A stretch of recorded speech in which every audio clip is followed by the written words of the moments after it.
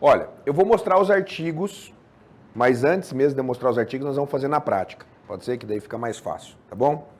Então agora, escápula aqui, fixa no banco, né? Cóccix no banco, que é a orientação que você tem que dar para sua aluna, né? Faz uma abdução simulada aí. Aí, ó, tá. O quadril tá aqui em qual angulação aqui? 90. Tá, parou. Sobe o tronco. Aí, parou. Pode deixar essa fazendo apoio e faz na outra. Eu vou te segurar aqui. Pode ir, sem medo. Vai. Abduz lá. Ok. O quadril tá em mais ou menos qual ângulo aqui?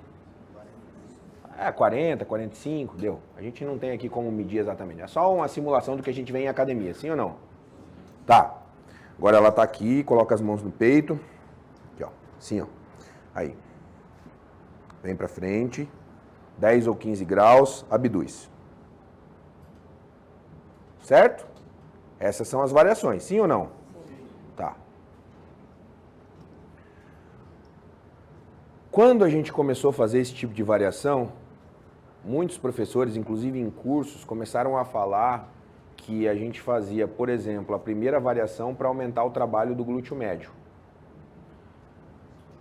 Qual que é o problema?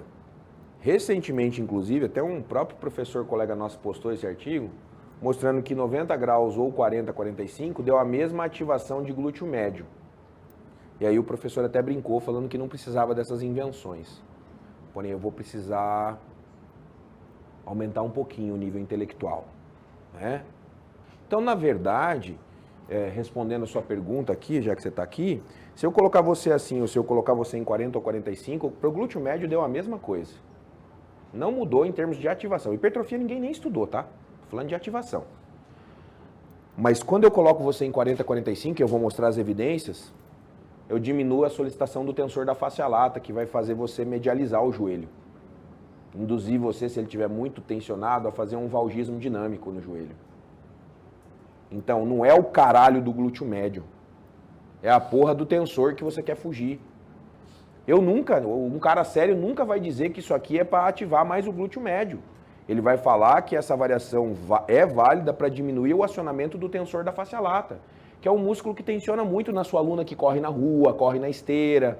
Aí se ele estiver muito tensionado e fizer muito valgismo, o joelho vai começar a doer, pode piorar uma condromalácia. Caralho, olha o que eu tô falando. Só que quando você for fazer essa variação, você tem que saber explicar o porquê que você está fazendo, senão vira farofa. O que acontece quando a gente inclina em 10 ou 15 graus? Parece que nessa situação você favorece o torque, a produção de força, pelas fibras do glúteo máximo abdutoras, nessa condição. Não precisa abraçar a porra do aparelho. É só 10 ou 15 graus já tá bom.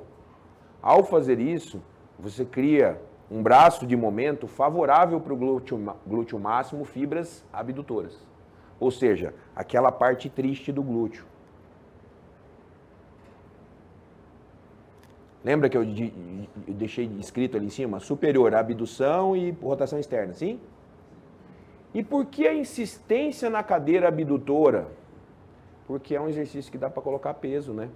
Senão você vai ficar só dependendo do ostra com bend, que foi a outra pergunta da senhora aqui. Então, eu posso fazer um ostra, e as evidências vão mostrar que o ostra é excelente para glúteo médio e é excelente para diminuir a ativação de tensor de face lata. Só que o problema é que é um exercício que para uma idosa pode ser forte, mas para uma pessoa muito treinada vai ser pré-ativação. E aí eu preciso criar condições de também progredir carga para esse músculo em outras situações. Por isso que a gente acaba insistindo nessas variações da abdutora. Valeu. E aí o que acontece? Só para vocês entenderem o quanto a gente resiste às mudanças, né? Vocês lembram como era antigamente a flexora? A deitada? Eu não sei se tem gente dessa idade aqui, tem alguns aqui. Mas eu vou falar como que era a flexora que eu treinava em academia quando eu comecei a estagiar. A flexora era assim, ó. Era uma maca flexora. E na mesma flexora, que era uma maca, Eu sentava sem encosto, com o tronco retinho para fazer a... Inclusive, bem aqui no meio tinha um furo retangular para você não morrer afogado na hora que você colocasse a cara aqui. Que é igual uma maca. Então hoje, quando eu chego numa flexora de academia, deitado e vejo aquela inclinação do banco, por que eu não resisto? Por que eu não falo que é invenção? Porque a gente percebeu que faz sentido, cinesiologicamente, biomecanicamente.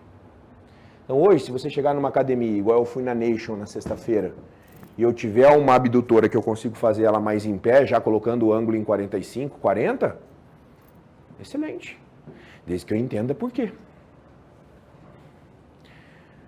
Então, faz sentido, sim, mas vocês precisam avaliar as necessidades, se precisa, se não precisa, se tem ali incômodo no joelho, medialização.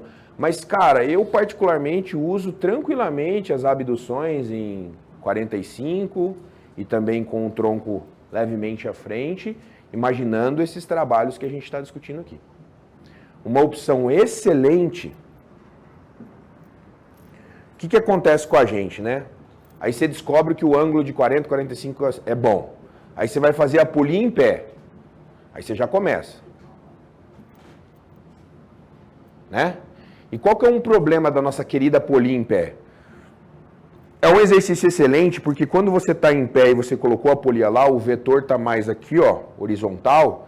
Então, logo na saída do movimento, você colocou a polia aqui, ó, o teu glúteo médio já tem contração inicial aqui, ó. Porque está te puxando para cá. Quando você vai fazer uma cadeira abdutora, você senta, como que é a iniciação? Zero, não tem nada, está frouxo. Só vai começar a ativar o músculo à medida que você empurrar a lateral da almofada. E quando você vai para a polia em pé, você ficou em pé aqui, a polia está nessa condição horizontal, você colocou o pé aqui, o teu pé já vem para cá, ó. Ou seja, teu glúteo médio já tem uma pré-ativação na saída. Só que aí a gente vai fazer a abdução, quase morre, essa perna sustentando, sustentando, mesmo que você dê a pausa, a hora que você troca para o outro lado, tá meio zoado. E aí a tua aluna começa a ganhar força e você quer colocar peso. Aí quando começa a colocar peso, começa a acontecer o quê? Ou se for a extensão, não é isso? Tem aluna que quase arremessa, né? Bom, tem soluções. Tem soluções. Firme, garota. Abduz. Força. Segura a outra mão no banco. Acabou a instabilidade. Acabou o problema do core te atrapalhando para fazer o exercício. E agora eu posso melhorar um pouquinho ainda. Quer ver? Parou aí. Roda aquele pé para fora. E vai. Olha onde saltou o glúteo. Relaxa o pé. Coloca ele do jeito que ele estava. Vai. Ó. Agora, roda o pé para fora. Não para você levar. Roda na saída o pé para fora. Vai. Aí. Ó. Beleza. Aí, o que aconteceu aqui? Pode ir lá. O que aconteceu aqui?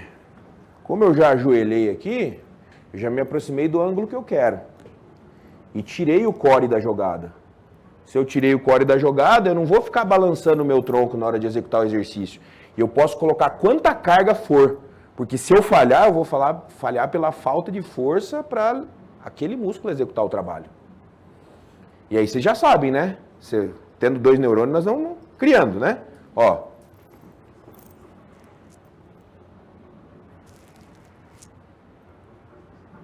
Sem peso eu sinto. Ó. Aí uma coisa é eu fazer a extensão nessa direção. Outra coisa é eu fazer a extensão aqui, ó. Ó.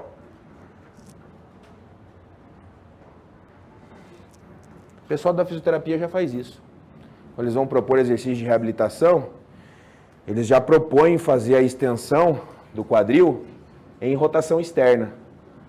Quando você está fazendo essa variação, eu não quero que você copie o que eu fiz aqui. Eu quero que você entenda o porquê que você fez essa variação. E se chegar alguém que você precisar explicar para um médico, para um fisioterapeuta, nossa, eu estou explorando aqui, doutor, o glúteo máximo, mas também estou aumentando o trabalho do glúteo máximo, fibras superiores, craniais, porque eu estou entrando em rotação externa. Na hora que você terminar de falar, o médico vai olhar para você e falar assim, caralho, esse cara manja pra caralho, deixa eu ficar quieto aqui e fazer. Mas eu preciso que o professor tenha esse nível. Que ele tenha, porque isso aqui para nós tem que ser fácil explicar. Tem que ser tipo feijão com arroz, é o nosso feijão com arroz isso aí. Então existe uma condição ali. Eu prometi que o glúteo vai ficar gigante só porque você rodou o pé para fora? Eu falei isso? Não. Eu falei que você está ativando uma função a mais do glúteo.